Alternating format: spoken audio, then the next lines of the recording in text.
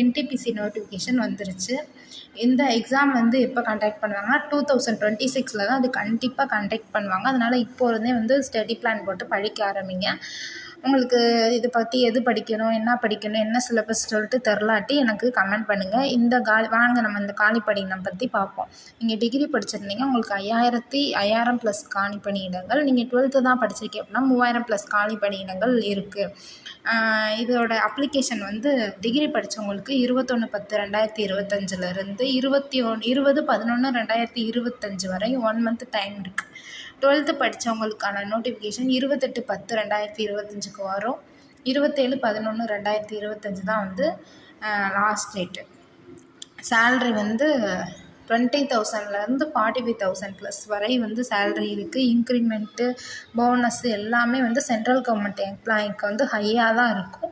மேலும் இதை பற்றி ஏதாவது டவுட் இருந்துச்சுன்னா கமெண்ட்டில் கேளுங்க.